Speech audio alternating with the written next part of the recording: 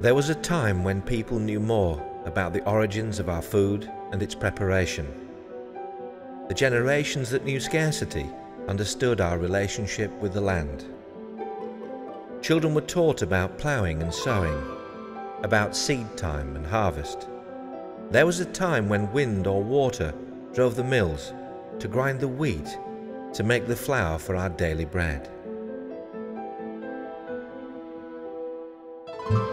Bread has been called the staff of life.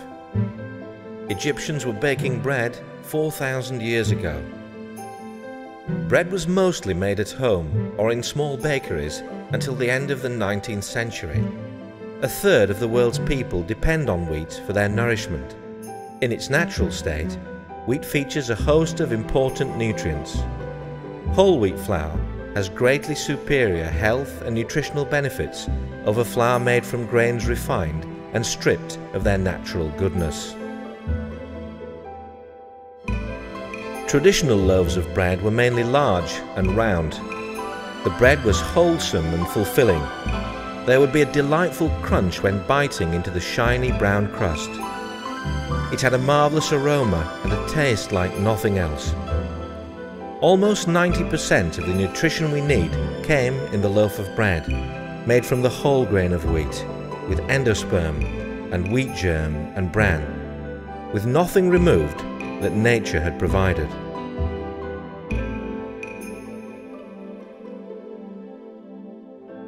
In the 1940s, a whiter flour was introduced, in a process which eliminated many of the vitamins and minerals from the flour. Governments, as a public health measure, required that missing vitamins and minerals be replaced. This was the beginning of the enriched white bread. Enriched as opposed to fortified, because the nutrients are added for the purpose of replacing some of that which was lost in flour processing.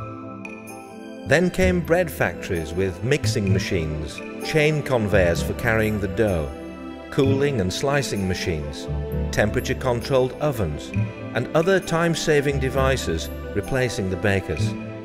The supermarkets and shops began to sell this white, bland substance which had little taste or smell. Today, many of the small bakeries have disappeared, and those which remain use commercially milled flour.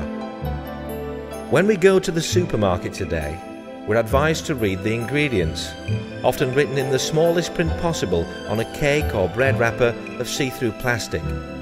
We're told that these ingredients mean us no harm, that they enhance the flavour, preventing the bread from spoiling and adding to its look.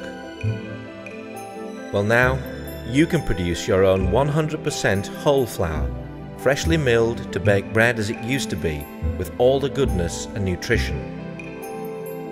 Wondermills grind a variety of grains, and you can have your daily bread as nature intended, from flour with nothing taken out.